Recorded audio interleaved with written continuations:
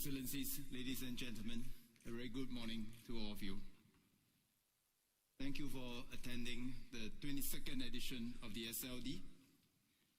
This is my first SLD as the Defense Minister of Singapore. I've attended various editions of the SLD in my previous capacities, and it's good to be back here to reconnect with old friends and make some new ones. SLD has continued to grow. We have more than 40 ministerial level representatives, over 40 chiefs of defense forces, senior defense officials from around 47 countries. This is a positive testimony to the value of SLD as a platform for open and frank dialogue to secure peace and avoid conflicts. From the numerous conversations I've had this SLD, there are two common themes that have stayed with me. The first is that there's been a shift in how we conceive security. While we used to conceive security challenges in terms of conflicts in geographical locales, there is now a strong sense that the security of different regions are intertwined by challenges that cross boundaries, such as the security of our supply chains, countering disinformation, and protecting the security and integrity of our cyber infrastructure. The second is about the rules-based order and how international laws and norms are important in preventing conflict. Yet, as we speak, this order is fraying. And because of that, we live in dangerous times. Listening to the views of our esteemed speakers over the last few days, I would like to share three observations. First, going alone is not the answer to insecurity. Throughout history, heightened insecurity has often driven empires and nations of the past to try to mitigate risks by reducing their dependence on others. Prioritizing one's security is not wrong. Everyone does that. However, this quest must be pursued alongside a firm commitment to international laws and norms, which set the rules of what is acceptable state behavior. If there is no trust that countries will act in accordance to these rules, then the quest for one's security could easily lead to greater insecurity in others. We would then fall into a vicious spiral where attempts to overcome one's insecurity begets greater insecurity. My security first should not become my security only. Otherwise, we all fall victim of the prisoner's dilemma, where the pursuit of self-interest leads to less ideal outcomes, both individually and collectively. This applies not only to the military domain, but to all forms of security. Economic insecurities mirror military insecurities. Malaysian Prime Minister Datuk Sri Anwar Ibrahim made a similar point yesterday. When trade falters, the consequences ripple far beyond any one region. Economic insecurity, be it widening domestic inequalities, inability to secure one's economic lifelines, or to achieve economic growth through fair economic competition, can all combine to heighten the risks of military conflict. History has numerous examples of countries and empires pursuing aggressive expansionism to secure trade routes and economic resources as a response to domestic economic insecurity. We live in an increasingly dangerous world now, Not unlike almost a century ago, where economic insecurities during the Great Depression led to beggar-thy-neighbor policies, which historians would argue contributed to the expansionist and irredentist foreign policies that eventually culminated in World War II. Competition and cooperation are not mutually exclusive.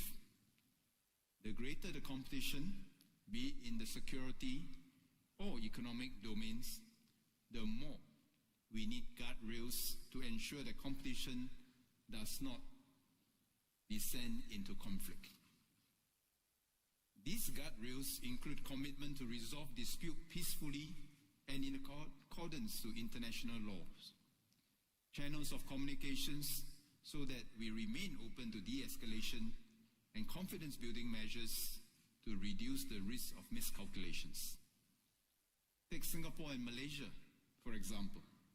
In 2003, Malaysia initiated international arbitration under UNCLOS against Singapore over disagreements about our reclamation works. Both sides respected the International Tribunal for the Law of the Sea's direction to conduct a joint study of the impact of the reclamation works. Both countries managed to reach an amicable settlement. While the issue began with acrimony, the warmth and civility between the negotiating teams led to an amicable resolution. Today, Singapore and Malaysia continue to have our differences, but as Datuk Sri Anwar has said, we have continued to deepen our cooperation, and the Johor-Singapore Special Economic Zone is a different kind of border defined not by division, but by a shared, united by a shared purpose. It is in our common interests, therefore, to ensure that these guardrails remain relevant to all and build new guardrails to manage emerging security challenges. Next, international cooperation starts with domestic confidence. U.S. Secretary of Defense Pete Hegseth said that credible deterrence starts at home. For Singapore, we recognize that capability development is a long-term endeavor that transcends political cycles, and we must have the confidence and the determination to stay the course in our investment in our defense capabilities. But international cooperation and effective diplomacy must also start with domestic confidence. And this is the point. International cooperation starts with domestic confidence. Externalizing one's domestic issues cannot be the solution to one's domestic challenges.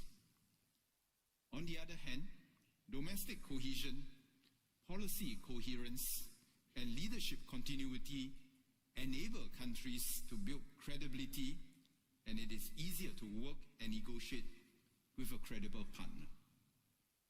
A secure government with the strong support of its people will have the leadership confidence to sustain strategic partnerships to address common security challenges, reach mutually beneficial agreements to resolve disagreements peacefully, and play an active and constructive role in shaping and upholding the rules of our global order. And one can say the converse is also true. Hence, domestic security and external security must be mutually reinforcing. One cannot happen without the other.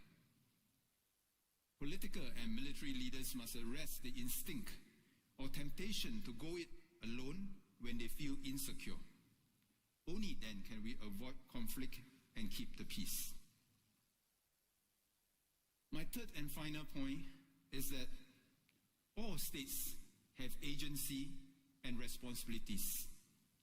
I'm glad that French President Emmanuel Macron spoke about strategic autonomy and sovereignty. In a fragmenting global security and economic order, it is tempting for small states, including many of us in Southeast Asia, to ask whether agency is possible, and if we must choose a side. The strategic context for us in the region is as such. It is said that China's presence is a geostrategic reality. The US engagement of Southeast Asia is a geostrategic policy.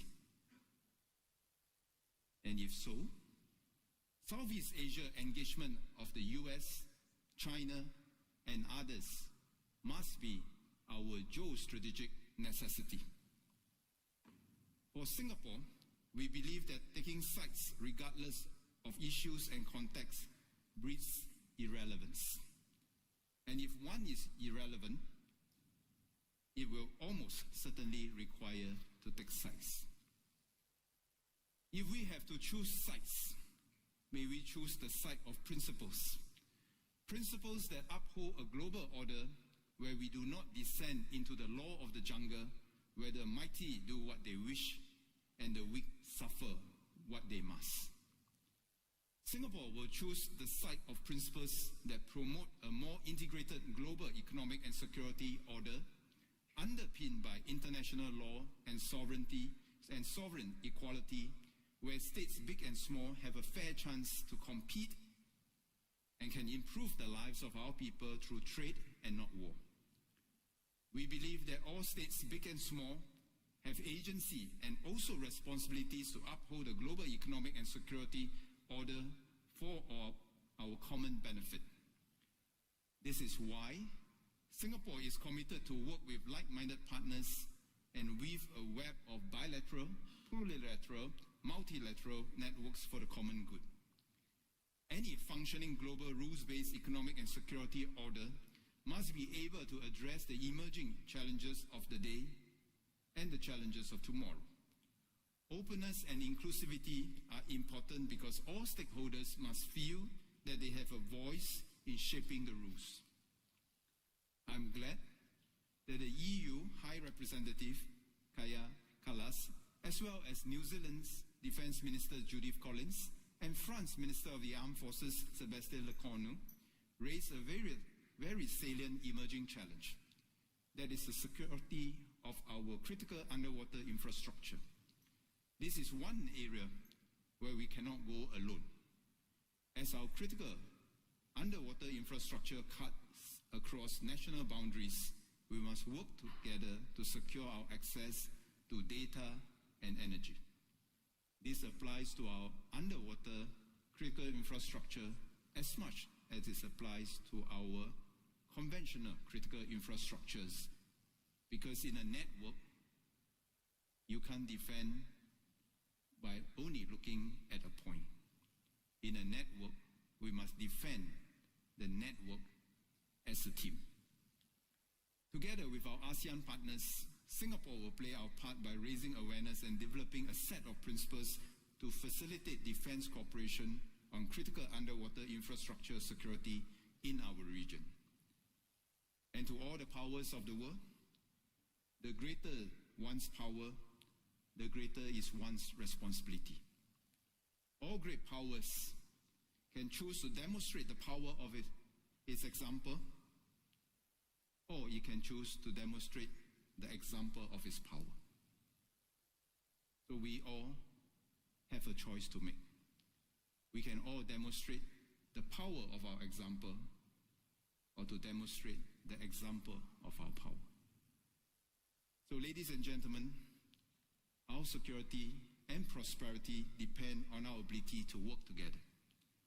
A more prosperous world is a less dangerous world.